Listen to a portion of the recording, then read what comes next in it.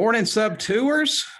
Here this morning with Traci Ford Howell and Phil Smith. They're two of our coaching group students, and they're here to talk about the foreclosure deal with more twists and turns than a cheap garden hose.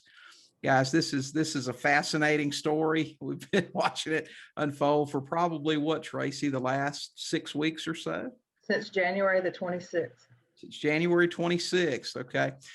Guys, we're going to regale you today with a story full of things like foreclosure, bankruptcy, unknown spouses, last-minute wire transfer issues, fraud by the seller, and a financial planner.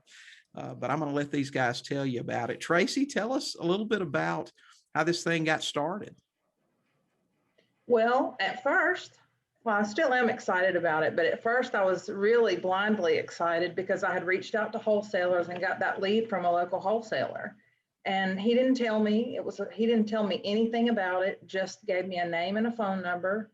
And the seller, he didn't tell me anything. He basically gave me nothing but a number. It was an old backdated sheet where he had tried to resolve his mortgage and had a payoff amount, thinking that he was going to pay it off, trying to work with a financial planner to get his affairs in order.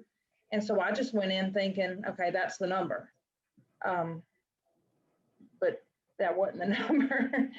I started trying to find out more about the loan and started uncovering some things. And the mortgage company would not respond to me at all. I just was hitting a brick wall over and over. And I just escalated to every day, to several times a day. There, about 2 weeks into it, I couldn't crack the code.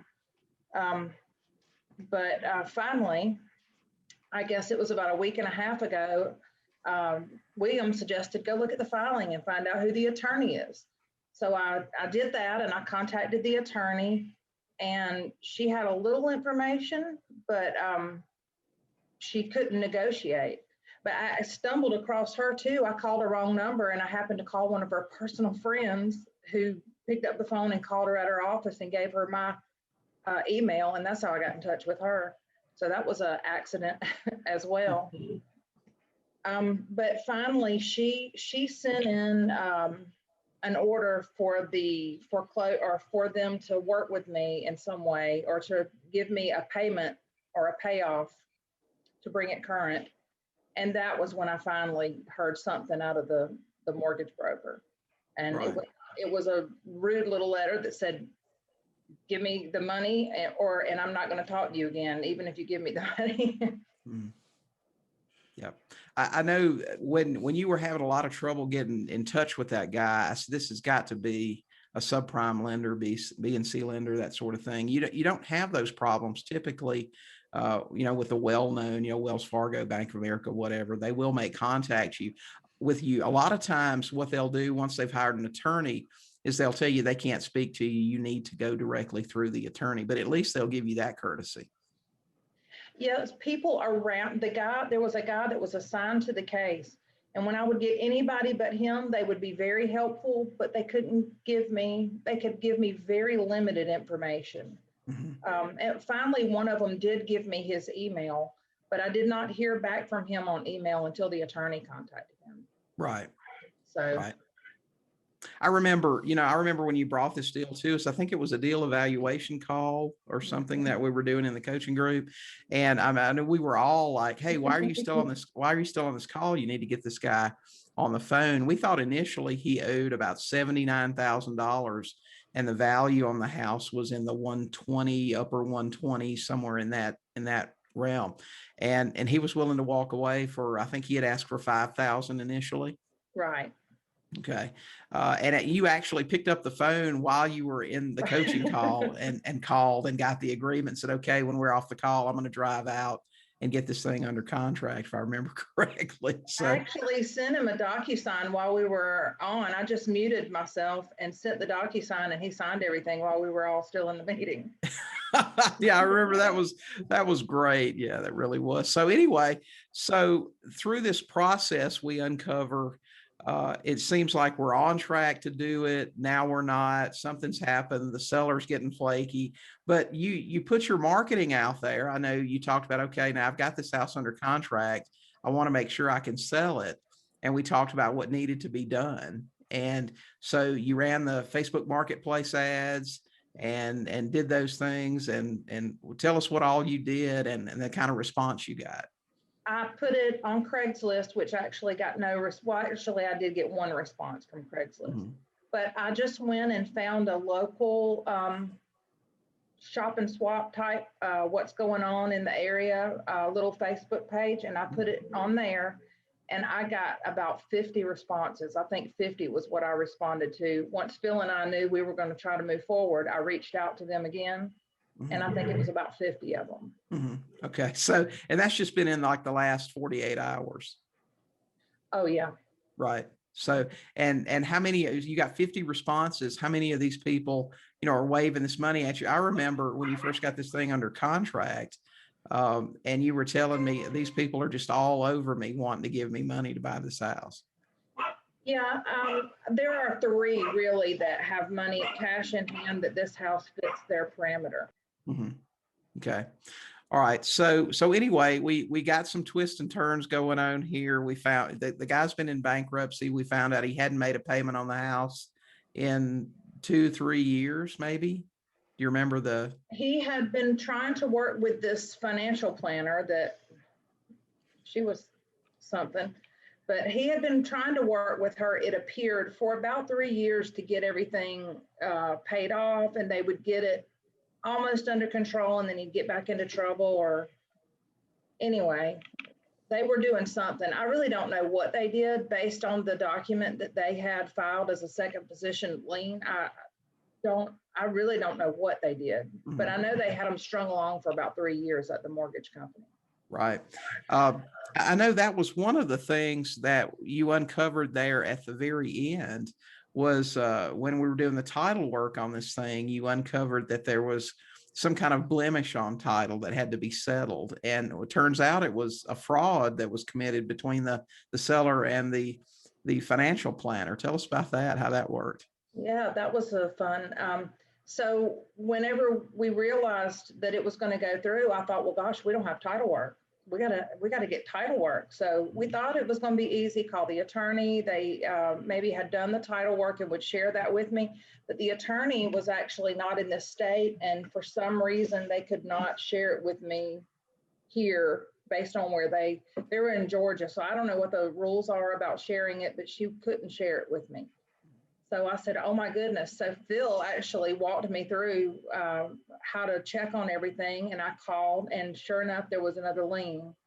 And it was the financial planner and the owner had decided that they were going to put a $15,000 lien in second position to try to get something if they came out of after his house.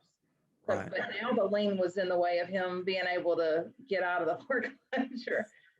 So they actually filed this thing in case there was an overage, in case it was bid up at the auction, right? That the second position would have to get paid off and he would get some money out of the deal. Right. And then the financial planner, realizing the predicament she was in, possibly with me, wouldn't talk. She wouldn't look at me. She wouldn't talk to me on the phone. It was fun, but he was able to actually get her. He had to pay her $43 to release him from that contract. Right. I don't know. Right. So all things, out of the way, everything taken care of. Finally, I know at some point at the end, the lender finally contacted the seller, and you said he was so rude to the seller. The seller said, "I'm out of this thing." Yeah. So after our thing, and I was going to try to move forward with it, the seller and myself had been repeatedly calling, had it all kind of, we thought, worked out. And then he returned a call to the seller and was just, I'm sure maybe he had a reason to be put out, but he was overly ugly, I suspect, based on the way he was when I talked to him. Right. But he hung up with the seller and he called me and he said, he was so mean to me. I don't care. I don't want him to get a penny. I'm not signing anything because I don't want him to get any money. Let him have the house. And at that point, for me, the deal was over, and I really just said, okay, I'm gonna go shopping, go do something more relaxing. I know you had a couple other deals working, and you had kind of reached the point where you were like, man, this is just too much sugar for a dime. I'm out. I've got other deals going on. I just don't want to deal with the hassle factor. Even though the payday looked good, you were just moving on. You know, and it comes back to not getting too emotionally attached to a deal. You know, to where you just got to make it work. Even though financially it looked sound. I know we talked about it on the Tuesday night call, and it was like, you know, the numbers make sense, but my goodness, man, this thing is just a lot of emotional, you know, up and downs and everything else. And that was the point. I think Phil got interested. You know, Phil lives out in the country of California, where you can't buy a house for less than $500,000. So it gets tough to really find deals and find anything that'll cash flow. So I know at that point, I remember Phil saying, you know, raising his hand saying, Traci, we need to talk about this now. And I know that's when you two got together and got started. So Phil, you want to tell us a little bit about how you got introduced to this nightmare and what happened? Yeah. So Traci was recapping this deal in our coaching group deal evaluation meeting on Tuesday night. And as we're talking about it, she's, you know, going through all the headaches that she's had so far. But I'm looking at the numbers and I'm like, well, yeah, it's some headaches, but I think it might make sense to try and pursue it a little bit. So she and I talked after the coaching meeting and went through the numbers in a little bit more detail. And I got back to her Tuesday night and said, yeah, let's try and do this. Keep in mind the foreclosure auction is scheduled for Thursday morning, and the payoff has to be received by Wednesday. So basically, we've got a day to put this thing together and get it done. And the conversation that she had, that the seller had with the lender was, you know, either Tuesday night or Wednesday morning, that basically pissed him off to the point where he's like, I'm out. Screw those guys. I don't want to have anything more to do with them. So Traci didn't hear boo from the guy Wednesday morning as we're trying to get this thing together. He's totally ghosting her. So she finally gets a hold of him and he says he's out. And so, you know, at that point, it looked like the deal was done. You know, we're like, yeah, okay, well. So Traci goes shopping. I go to my W-2 job. And, you know, as I'm on my way to my W-2 job, I'm like, man, it'd be nice if we could give it one more shot. So the house was posted on Zillow with a phone number on there. So I called the number. Wound up getting the wife, which we weren't aware of at this point either. So wife, okay. And as she answers the phone, she says, well, if you're calling about the house, don't bother. We're letting it go to foreclosure auction tomorrow. Okay.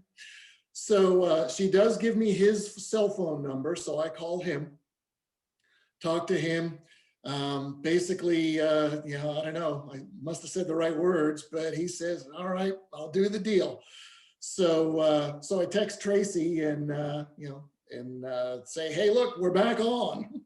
Mm-hmm. Meanwhile, Traci's on the other side of town running errands and going shopping.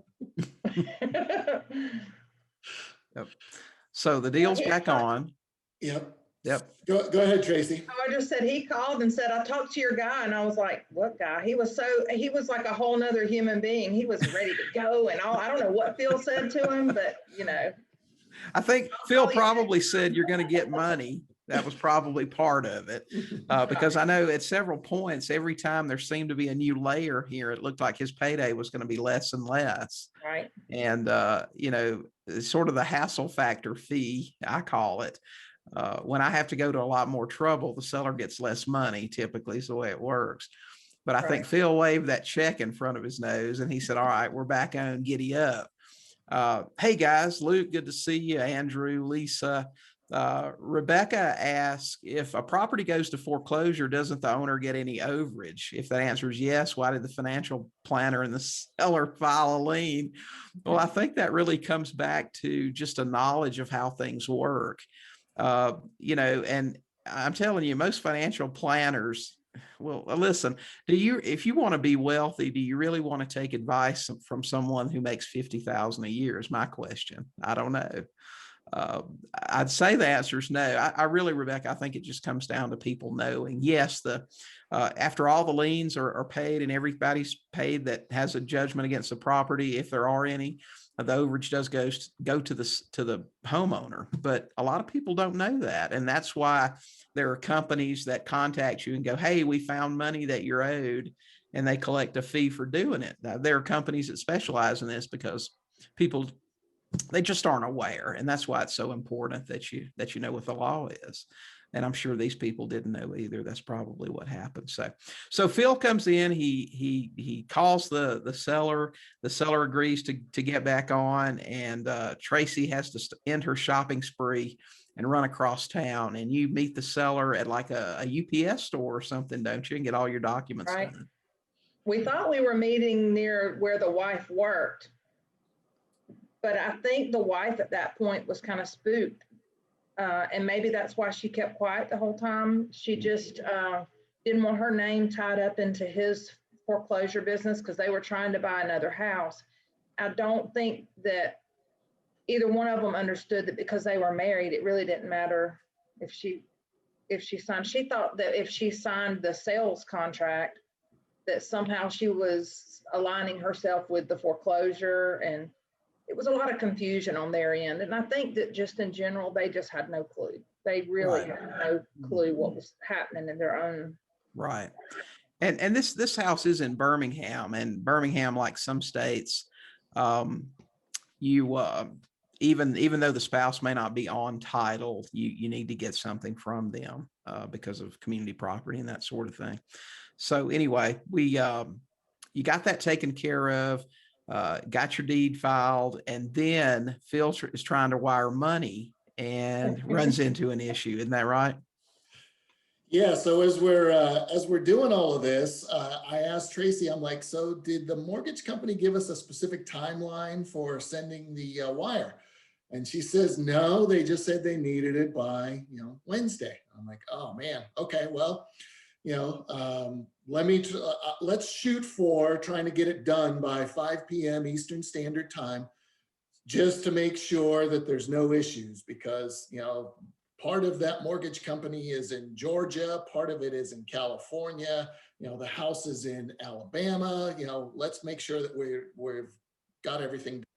So we're pushing to get this all done. It included a couple of trips by Traci back to the notary to get a few more pages signed. Right. She got some done, and then we didn't quite have everything. I'm like, oh no, we need a couple more things. So The warranty deed. but Exactly.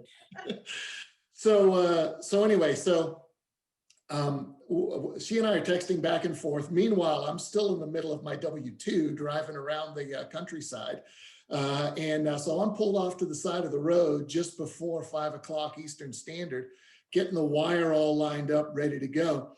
And so I check with Traci. I'm like, hey, tell the title company the money's on the way, and just confirm that final amount. I didn't want them to have added any additional fees, since they had emailed over that payoff or reinstatement amount previously. So she gets back to me. I make sure everything's good. I hit send.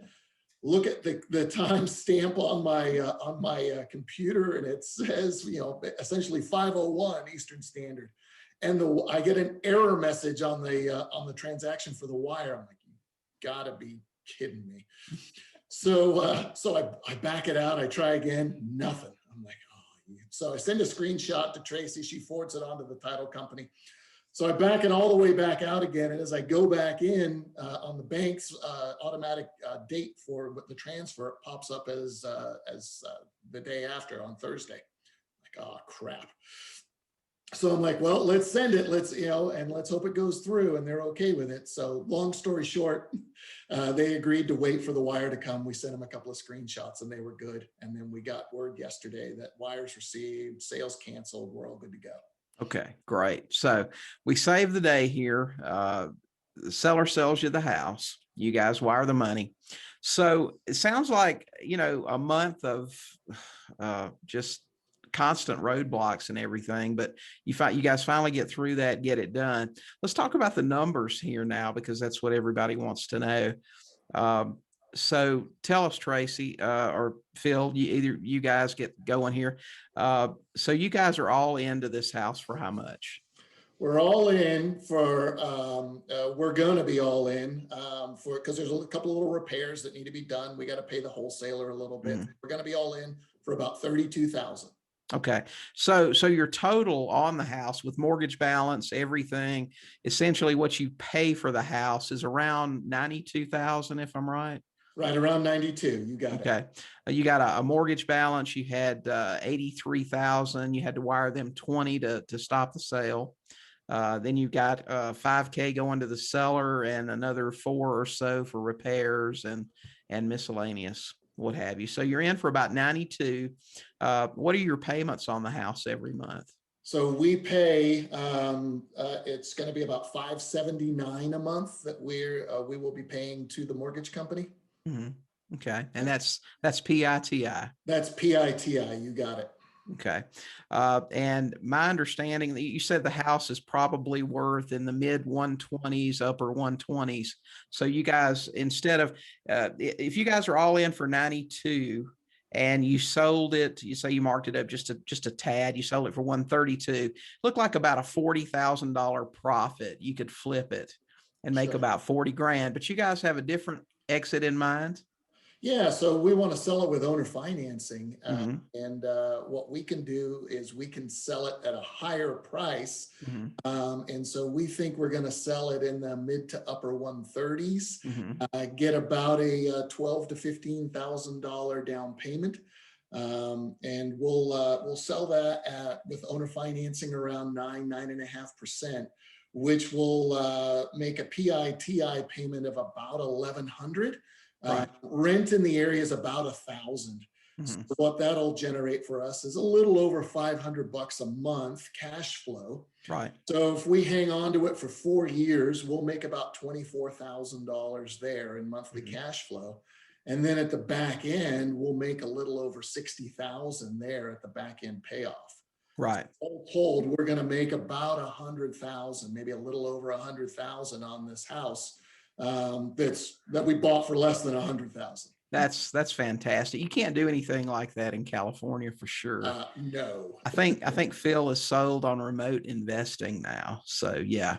And that's so I mean, is it worth the headache? I don't know. You guys are partnering on this thing and looks like y'all I mean, I don't know what your partnership agreement is, but if it's a 50-50 deal, I mean, you guys are looking at making over the next 4 years what the average family here makes a year in the United States. So I guess it's worth a little bit of grief for that. So I just wanted to bring you guys on to talk about this case study. It's a perfect, we all talk about the perfect sub-2 where a seller's in foreclosure, they owe 5 or 6 payments, maybe 10,000 to cure. And they're just going to walk away, give you the keys, sign some papers, and they're gone. And those are great, and they happen all the time. But occasionally you are going to run into something like this that's a little bit out of the norm. Now, the upside, and I know in several conversations with you, Traci, you have indicated that, I mean, this really taught you a lot. You came into the group a couple of months ago looking to get your first sub-2. I know you've wholesaled several deals and done that for several years. But this was a real learning experience for you. Yeah, that is the very minimum statement you can make about this deal. Yeah. I did so many things trying to make this thing work and that I had no idea how to do when I started doing it. And I really have to give it to Phil though, because I would have probably just walked away and bought my party dress and gone on about my way. Yeah. But I really credit him with keeping the deal together and making it right on the back end too. So. Yep. Okay. Fantastic. Okay, guys. Well, man, I appreciate y'all coming on today. Jim. Okay. Rudy, good to see you guys here. Anyway, so glad to have y'all on. Anything else y'all want to add about the deal or anything else before we're out of here? Let's do another one. It was fun. One of the things I certainly credit Traci with is, you know, she had an awful lot coming at her because, I mean, she was the boots on the ground. I was, you know, sitting out here in California. There wasn't a ton that I could do. And, you know, she would ask, okay, what do we do next? And then she'd just go and take care of it. And, you know, for being her first sub-2, it was amazing. She held it all together, and we got everything that we needed and got it in there, you know, just in time. Great deal, guys. And I guess Tracy's, if one of those comes along where they just throw you the keys and sign a few documents, you can probably handle that now, right? I will not know what to do. Great. Okay, guys. Thanks everybody that came on and shared this with us. It was a great story. I just wanted to let everybody know there are still some deals out there. People say, oh man, there are no foreclosures, this and that. But remember, and that was a question I saw earlier today. You know, what about the foreclosure moratorium? Listen, that is for government-backed loans. Other lenders can and do still foreclose. This particular house we're talking about would have gone to the auction yesterday if Phil and Tracy hadn't stopped it. It was on. You should see some of the text messages the lender sent her. I mean, they were just ugly and nasty and rude. If you don't pay in full, we're doing it. I don't even want to talk to you. And those guys can still foreclose. So maybe that's a new thing you need to be looking at. You know, B&C, this guy had owned this property for what, Tracy, 15 years? Right. So he had owned it for a long time, and they're still out there, and these guys are going to make 6 figures. So good for you. And thanks for coming on today and sharing the story. So, all right, guys, y'all have a great day. Go buy some houses.